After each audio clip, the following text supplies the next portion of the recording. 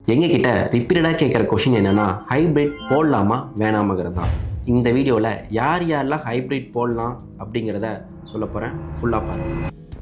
So first இருக்க criteria பார்த்தீங்கன்னா, இப்போ ஒரு வீட்டில் யூபிஎஸ் ஆல்ரெடி வாங்கி நம்ம யூஸ் பண்ணிக்கிட்டு இருப்போம். அந்த யூபிஎஸ் ஃபஸ்ட்டு கொடுத்துருந்த பேக்கப் பவர் இப்போ நமக்கு கொடுக்காது. ஆல்மோஸ்ட் அது 8 ஹவர்ஸ்லேருந்து ஒரு 5 ஹவர்ஸ் வரைக்கும் குறைஞ்சிருக்கும். இல்லை 3 to 5 இயர்ஸ் ஆகிருக்கலாம். நம்ம புதுசாக ஒரு யூபிஎஸ் வாங்கி லெட் ஆசிட்டில் போடலான்னு பிளான் பண்ணிகிட்டு இருப்போம். ஆனால் நம்ம சோலாரும் போடணும் அப்படின்னு நினைக்கும் போது லித்தியம் அயன் பேட்டரியோட நீங்கள் ஹைப்ரிட் இன்வெர்ட்டர் வாங்கி போடும்போது ஒரே இன்வெஸ்ட்மெண்ட்டில் முடிச்சிடலாம். இதையே தான் நம்ம புதுசாக ஃபஸ்ட் டைம் ஒரு யூபிஎஸ் வாங்குகிற க்ரைட்டீரியா இருந்தாலும் சரி, இல்லை சோலார் போடணும் நினைக்கிறவங்களா இருந்தாலும் சரி, அந்த மாதிரி இருக்கும்போதும் நீங்கள் சோலார் ஹைப்ரிட் இன்வெர்ட்டரை சூஸ் பண்ணிக்கலாம். இப்போ நீங்கள் ஒரு வீடு கட்டிகிட்டு இருக்கீங்க, அந்த வீட்டுக்கு சோலாரும் பார்த்துட்டு இருக்கீங்க, வீட்டுக்கு பேட்டரி போடணும்னு பார்த்துட்டு இருக்கீங்க.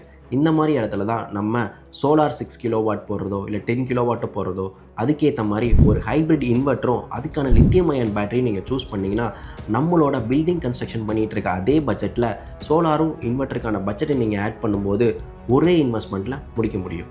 ஹைப்ரிட் நம்ம எதுக்கு போடுறோம் அப்படின்னு கேட்டிங்கன்னா, இப்போ ஒரு ஆன்கிரிட் சோலார் சிஸ்டம் போது இபி ஆஃப் ஆகிடுச்சுன்னா நமக்கு சோலாரும் ஆஃப் ஆகிடுங்க. ஆனால் அதே ஹைப்ரிட் யூஸ் பண்ணும்போது இபி ஆஃப் பண்ணாலும் சோலார் ரன் பண்ணிக்க முடியும். அதே லித்தியம் அயன் பேட்டரி மூலிமா பேக்கப்புக்கும் நம்ம கொடுத்து இபி இல்லாத டைமில் அப்ளைன்ஸும் ரன் பண்ணிக்க முடியும். ஸோ ஆன்கிரிட் போடலாமா ஹைப்ரிட் போடலாமான்னு கன்ஃபியூஷனில் இருக்கீங்களா? அப்போ சோல்ஸ்டார்மை காண்டாக்ட் பண்ணுங்கள்.